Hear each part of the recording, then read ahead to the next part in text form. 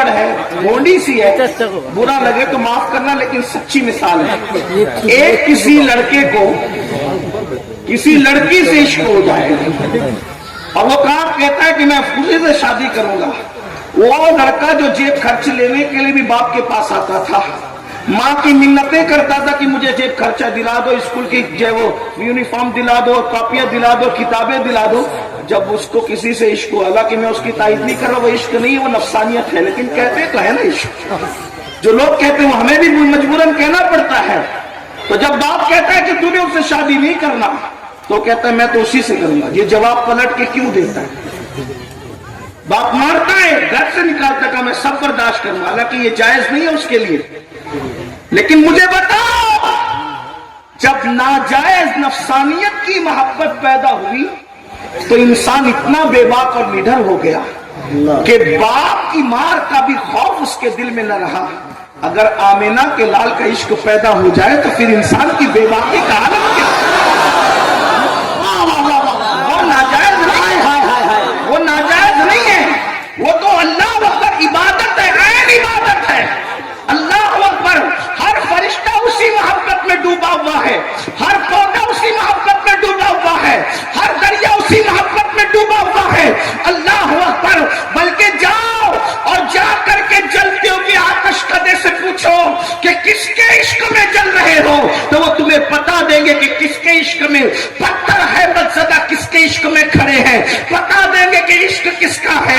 गिरते हुए बादल किसके इश्क में बरस रहे हैं, तो बता देंगे कि किसका इश्क है। बल्कि मेरे इमाम तो इस किस्से को तमाम कर चुके यूं कह के कि वही जलवा शहर बशहर है, वही जलवा शहर बशहर है, वही असल आलम पैर है, वही लहर है, वही पैर है, वही बात है, वही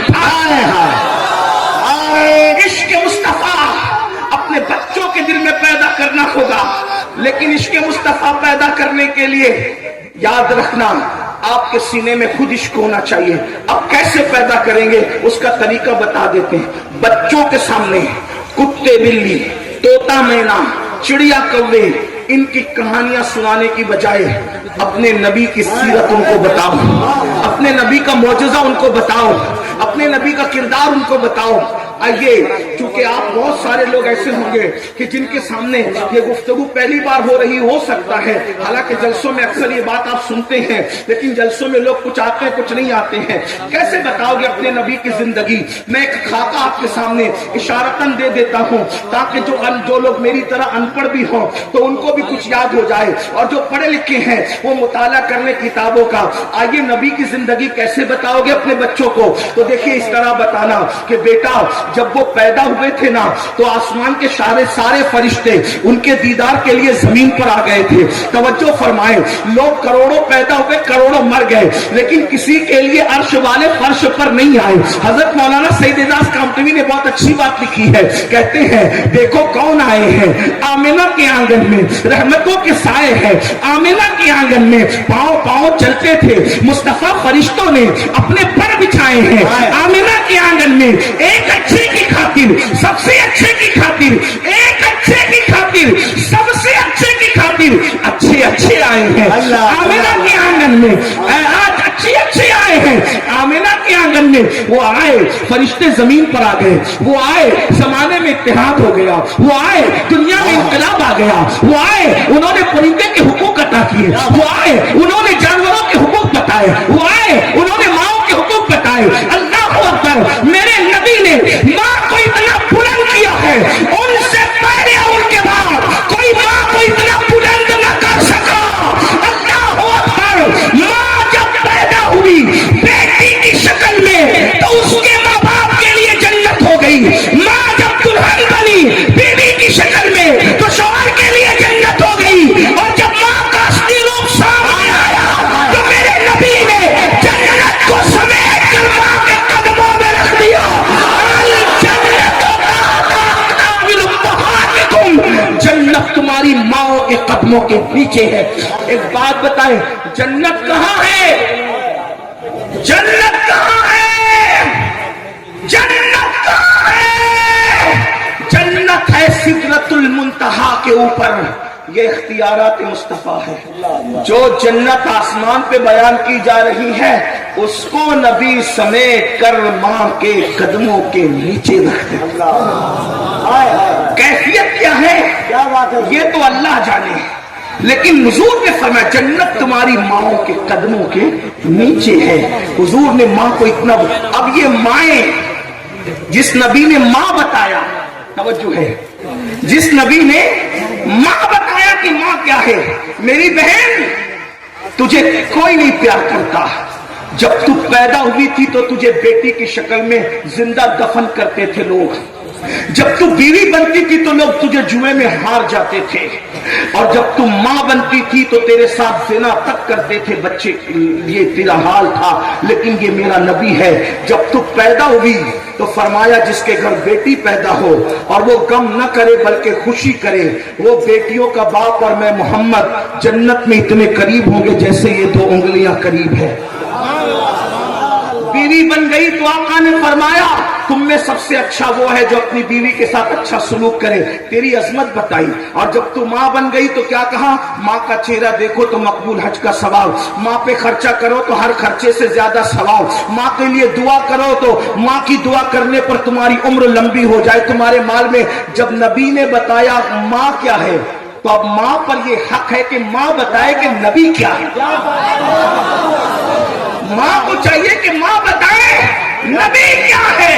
اور یاد رکھنا جب رسول اللہ نے ماں کی انتہائی عظمت بتائی، انتہائی عظمت، تو ماں کو بھی چاہیے کہ وہ رسول کی انتہائی عظمت بتا دے اور اپنے بچوں کو بتائے کہ ہمارا نبی کسی کی طرح نہیں ہے، بلکہ امام کے لہجے میں یوں کہے سب سے اولا وہ اعلیٰ ہمارا نبی، سب سے بالا وہ اعلیٰ ہمارا نبی، اپنے مولا کا پیارا ہمارا نبی، دونوں عالم کا دولا ہمارا نبی، خلق سے اولیاء، اولیاء سے رسول اور رسولوں سے اعلیٰ ہمارا نبی. سارے اچھوں میں اچھا سمجھیے جسے ہے اس اچھے سے اچھا ہمارا نبی. سارے اونچوں میں اونچا سمجھیے جسے ہے اس اونچے سے اونچا ہمارا نبی. وہ سورج کھاتا ہے جس کے نمک کی قسم، وہ منی ہے دلارا ہمارا نبی. کون دیتا ہے؟ دینے کو منہ چاہیے، دینے والا ہے سچا ہمارا نبی.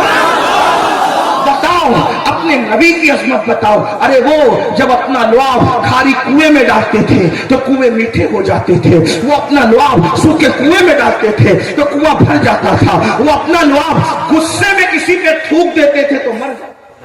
توجہ کی، ایک ہی لعاب ہے، اس کی تاثیر جدا جدا ہے. کھاری کنویں میں ڈالے تو میٹھا ہو جائے.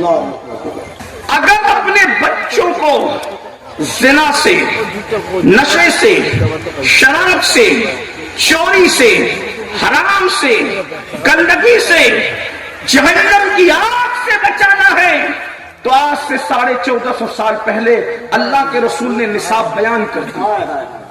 اللہ کے رسول صلی اللہ علیہ وآلہ وسلم نے نصاب بیان کر دیا. فرمایا اپنی اولاد کو 3 باتیں سکھاؤ. ان 3 باتوں پہ گفتگو کر کے میں اپنی بات پوری کر رہا ہوں. میری بہنوں کی خاص توجہ، اس لیے کہ ماں بچے کی تربیت میں بہت بڑا کردار ادا کرتی ہے. اور اللہ اکبر، اگر ماں کی گود سدھری ہوئی ہو تو پھر بچے کو کسی اصلاح معاشرہ کے جلسے کی ضرورت نہیں پڑ سکتی. اللہ اکبر، اس لیے ماؤں کی توجہ زیادہ. اللہ کے رسول صلی اللہ علیہ وآلہ وسلم نے ارشاد فرمایا اپنی اولاد کو 3 باتیں سکھاؤ. سکھا دو اپنی اولاد کو 3 باتیں. وہ 3 باتیں کیا ہے؟ جلدی جلدی پڑھی جاتی ہے. نمبر 1، سب سے پہلے نمبر پر اپنی اولاد کو جو بات سکھاؤ، فرمایا حب نبیکم، تمہارے نبی کی محبت سب سے پہلے اپنی اولاد کو سکھاؤ. سب سے پہلے اپنے نبی کی محبت اپنی اولاد کو سکھاؤ. اللہ اکبر، یعنی کہ کیا؟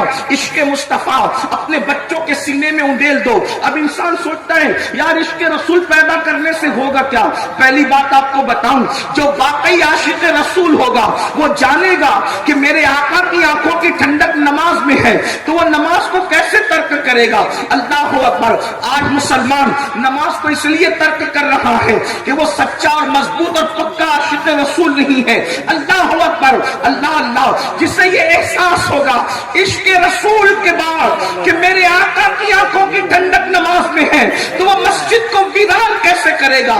حرام کھانے سے محبوب ناراض ہوں گے تو وہ لقمہ حرام ہاتھ میں کیسے لے گا؟ اس لیے اپنے بچوں کے سینے میں محبت رسول پیدا کرو، عشق رسول پیدا کرو۔ اب آپ سے ایک سوال کرنا چاہتا ہوں، اپنی بہنوں سے بھی اور آپ سب سے، آپ مجھے بتائیں، جب ہمیں ہی نہیں پتا کہ عشق رسول چیز کیا ہے تو ہم اپنے بچوں کے دل میں عشق مصطفیٰ کیسے پیدا کریں گے؟ عشق رسول کیسے پیدا کریں گے؟ میرے عزیز، یہ کوئی چڑیا تو نہیں ہے کہ آپ اسے پنجرے میں بند کر لیں، یہ کوئی سودا تو نہیں ہے آپ اسے بازار سے خرید لیں، اللہ اکبر، یہ کوئی چیز ایسی تو نہیں ہے کہ خریدی اور بیچی جا سکتی ہے۔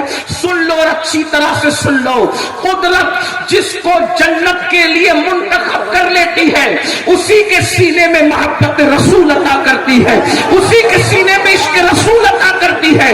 عشق مصطفیٰ وہ طاقتور سرمایہ کا نام ہے کہ بزرگوں نے فرمایا جب عاشق پرسرات سے گزرے گا تو جہنم کہے گا اے عاشق رسول جلدی سے گزر جا، تیرے عشق کی آگ کی وجہ سے میری آگ ٹھنڈی ہوتی جا رہی ہے۔ میرے امام کہتے ہیں سینے میں عشق مصطفیٰ خود بھی پیدا کرو، آپ اپنے بچوں کے دل میں بھی عشق پیدا کرو۔ ایک بات آپ سے عرض کروں، بہت اچھے سے سنیں، اس لیے کر رہا ہوں عرض۔